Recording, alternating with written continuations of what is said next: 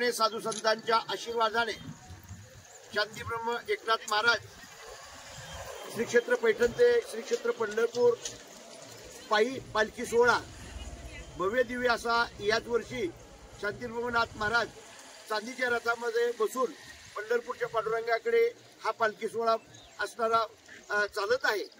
आणि या सोहळ्याचे प्रमुख पूजनीय वंदनीय गुरुवर्य रघुनाथजी महाराज पालखीवाले हे या ठिकाणी उपस्थित आहे।